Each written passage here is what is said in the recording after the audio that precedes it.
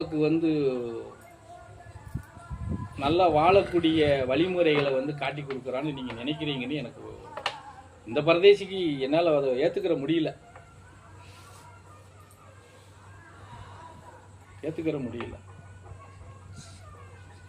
அது இப்போ ஒரு 5 வருஷமாக பார்த்தீங்கன்னா கல்வியாளர்கள் செய்கிறது தான்.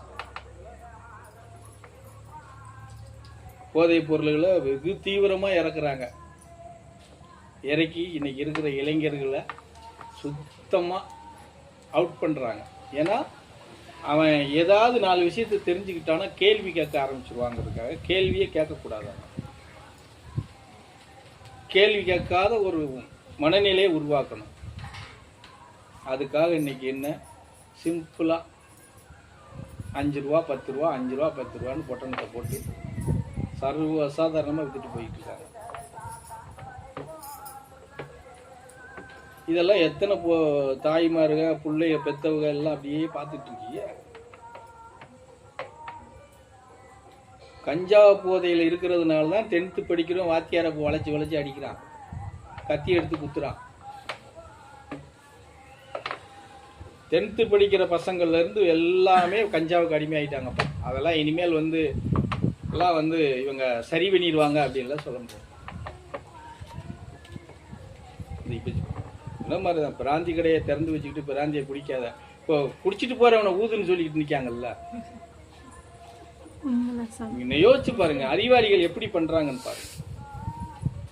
கடையை திறந்து வச்சிருக்கான், விற்கிறான், வித்ததை வாங்கி சாப்பிட்டு போறவனுக்கிட்ட வாயை ஊத சொல்லி அவனுக்கு 1000 ரூபாய் பயன் போடுறான். அப்ப எந்த இடத்துல அறிவாளியை நம்மளை கொண்டு போய் நிறுத்துறாங்கன்னு தெரியுதா? சரி, அந்த பொருளை தயார் பண்ற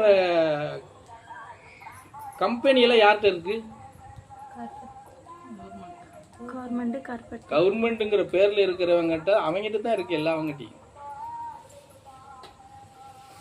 இப்படியே ஒழிச்சிருந்தாங்க. அன்னைக்கு கம்பெனி இழுத்து மூடிட்டா ஒளிஞ்சு போகுது.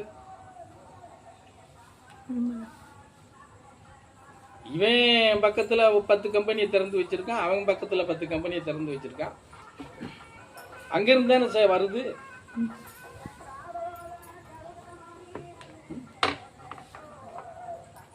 நீங்க என்ன பண்றீங்க?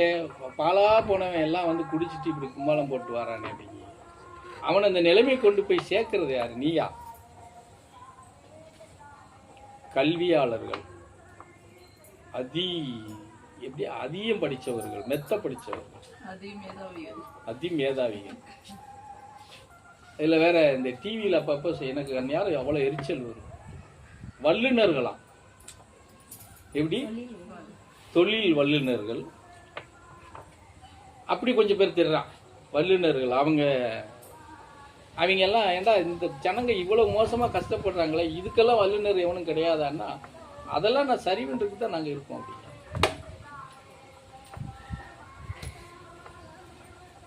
வல்லுநர்கள் சொல்றது தான் இன்னைக்கு நம்ம எல்லாரும் கேட்டுக்கிட்டு போய்கிட்டு இருக்கோம்.